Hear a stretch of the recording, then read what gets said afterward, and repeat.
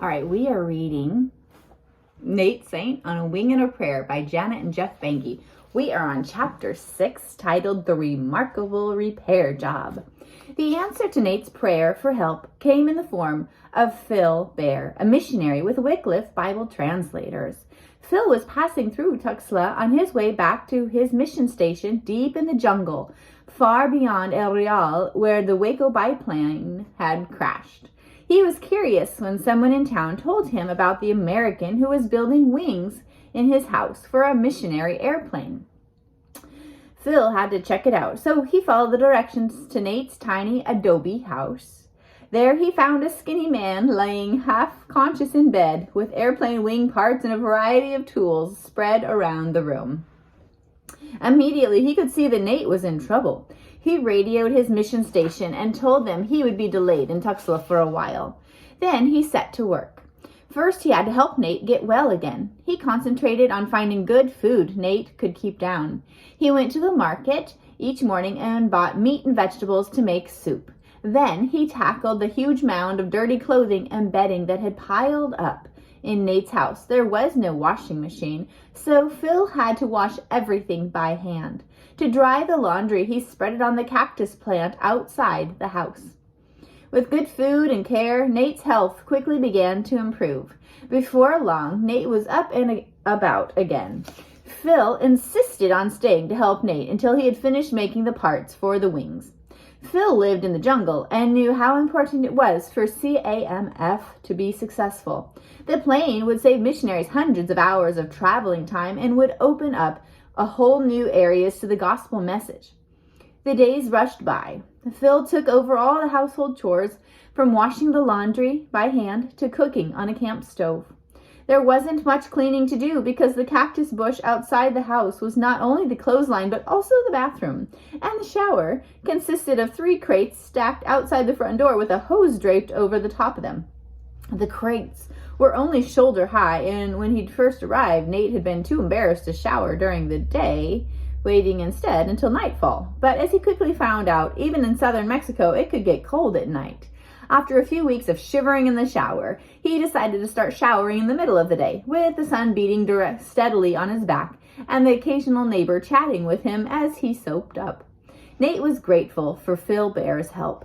He realized that Phil had more important things to do than help a mechanic build airplane wing parts, but Phil never complained about the boring jobs or long hours he put in helping Nate, not to mention the time he was spending away from his wife and new baby.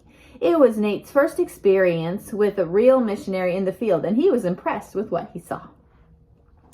Time, though, was running out for Nate. He had only a couple of weeks left on his tourist visa and had to get the job finished. He had ordered the central beam that ran the length of the wing, the spar, and the wing root that connected the upper wing to the fuselage of the plane. But so far, only the spar had arrived in Tuxla. While he waited, Nate had a big problem to solve. As he studied the instructions that came with the spar, explaining in diagram form how it attached to the wing root, he noticed that the drawing of the wing root was different from the drawing of his blueprints.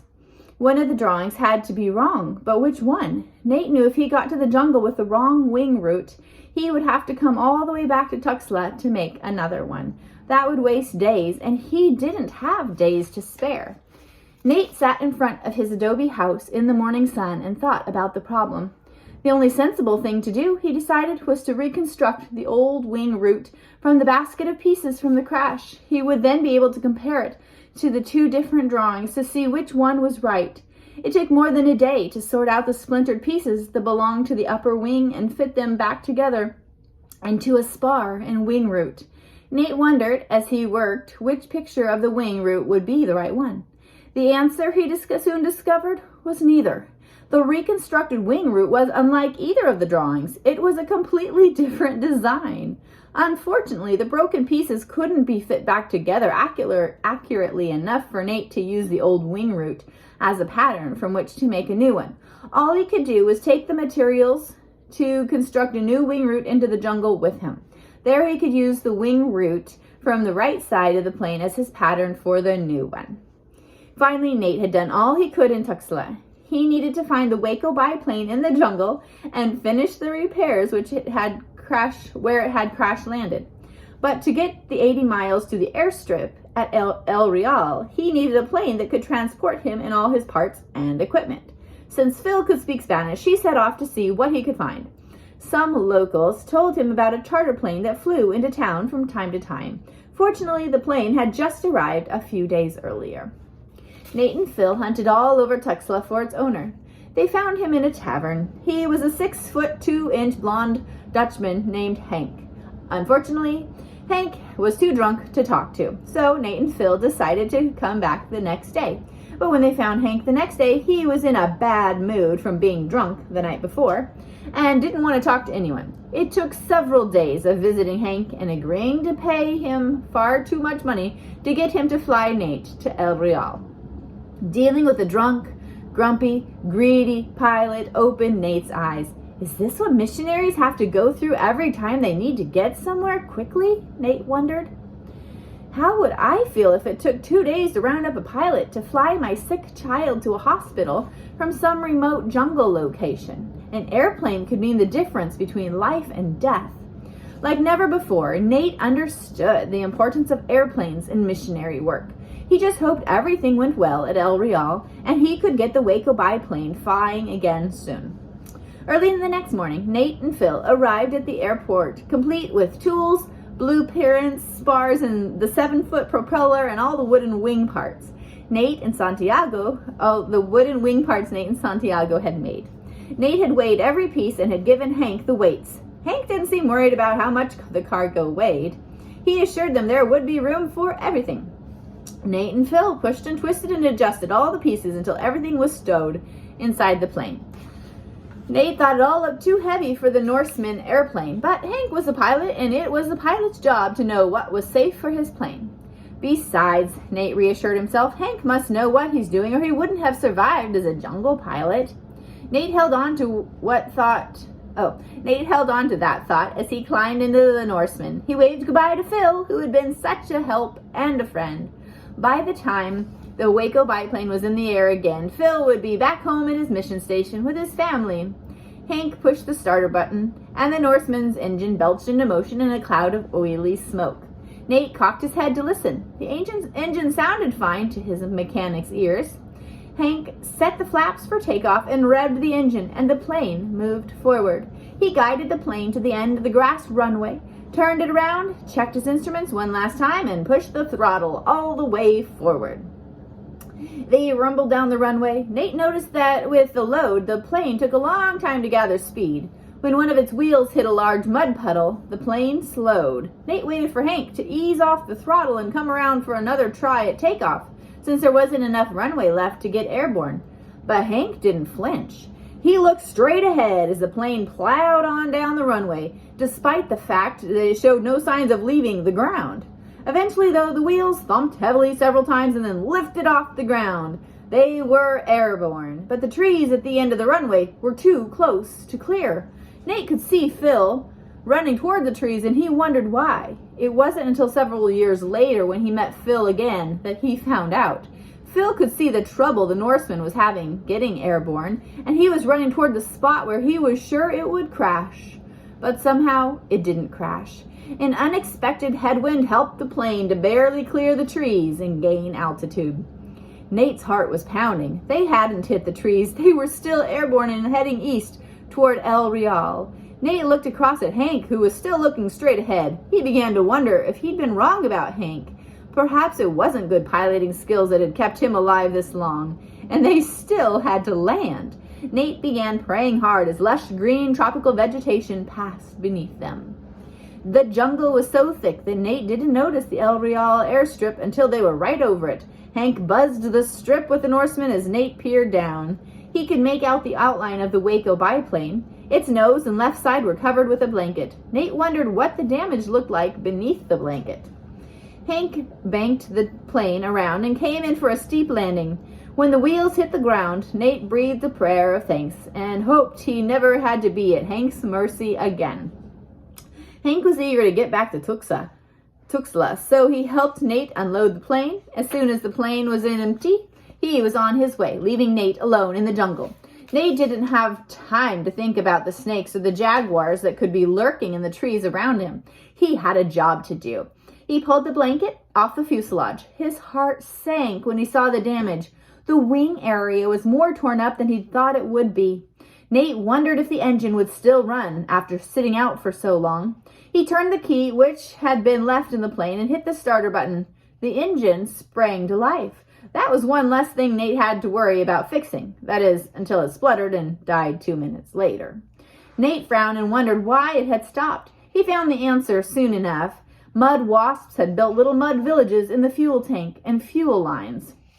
Nate would have to think of a way to get rid of them and then scrape out their homes. It took him a day to do it and get the engine running again. More days were spent fitting the wings together and measuring the right wing root as a pattern for the left one, which he made on the spot. The wing pieces fit together as easily as his model airplanes had. Soon Nate was in the final stages of the repair work. He had brought cloth with him to patch the fuselage, but the hole was much bigger than he thought, and the cloth wouldn't be enough. So one of the last things he did was to rip up his sheets and use them to patch the last hole in the fuselage. Nate was putting the finishing touches on the patch when he heard a plane overhead. It was Hank and the Norsemen. The plane circled a couple of times before coming in for a landing. It stopped at the end of the airstrip, just long enough for a tall, dark-haired man to climb out. As soon as the man was clear of the plane, Hank hit the throttle and was off again. The man strode over to Nate, shook his hand, and introduced himself as George Wiggins, the man who had been co-pilot of the Waco biplane when it crashed. Wiggins ran his hand over the repaired wing and whistled with admiration at the remarkable repair job Nate had done. Later that day, George Wiggins and Nate loaded up Nate's tools and belongings, and then the Waco skipped down the runway with Wiggins at the controls. Nate had wanted to take the first flight alone, but the instructions came from CAMF headquarters. They made it clear that George Wiggins was the official CAMF pilot and he must be in the plane at all times.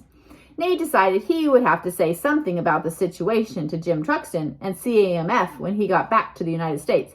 It was an unacceptable risk sending up 2 men on a test flight. Despite Nate's feelings about the unnecessary risk involved in the flight, the Waco lumbered into the air. The men flew around the tiny airstrips several times, reasoning that if anything went wrong, they had a better chance of landing again than if they were flying over dense jungle. Satisfied that the repairs were safe and that the left wing wasn't going to fall off in flight, they pointed the nose of the Waco towards Tuxla, leaving El Real behind. On the flight back, George Wiggins took his hands from the control wheel. The plane kept flying in a perfectly straight line, not veering to the right or the left. Nate heaved a sigh of relief. He had done a good job. There was no drag and everything was in proper alignment. The next morning, Nate was again relieved when he heard the biplane buzz over his hotel before it headed back to Mexico City and on to missionary service. The job was finished and it was time for Nate to return to Los Angeles to report to CAMF. When he got to Los Angeles, Nate found that CAMF had just changed its name to Missionary Aviation Fellowship, or MAF. The report Nate gave to Jim Truxton and the MAF board helped fix in place many of the new missions policies. Because Nate had done such a great repair job under difficult conditions, MAF decided that in the future it would look for pilots who were also mechanics, or at least had knowledge of how to fix a plane. Nate also pointed out MAF's need for lighter airplanes. If a lighter plane than the Waco had flown into the El Real airstrip, it would have cleared the trees and not crashed. MAF had to stop taking the first or cheapest airplanes it was offered and instead choose planes that were useful and safe to fly in the jungle. Nate also explained that light planes are easier to fix when something goes wrong. Finally, Nate talked about safety procedures. Everyone knew the risks of traveling by plane in the jungle, but why risk more lives than necessary? Nate described how he and George Wiggins had both flown in the Waco on its test flight. If something had gone wrong with the repairs and the plane had crashed, 2 lives would have been lost. The leaders of MAF agreed and new safety rules were drawn up. When Nate had finished his report, the MAF board asked him what his plans were for the future. He'd had a long time to think about this on the nights when the rat scurrying above his head had kept him awake. He knew what he wanted to do. He knew what he wanted to do next. And he told the board, I feel led to get additional schooling so that I might be first a witness of his saving grace and then an airman. With that remark, it was settled. Nate would go to Wheaton College and then join MAF as a missionary pilot. When Nate left the MAF office late in the day, there was one other thing he needed to do before leaving California. He needed to visit Marjorie Ferris, the nurse he'd met while stationed in Merced. They had been writing to each other, and he had been wondering if a girl like Marge had ever dreamed of a little house in the jungle, complete with rats, scorpions, and snakes. It was a long shot, he had to admit, but it couldn't hurt to ask.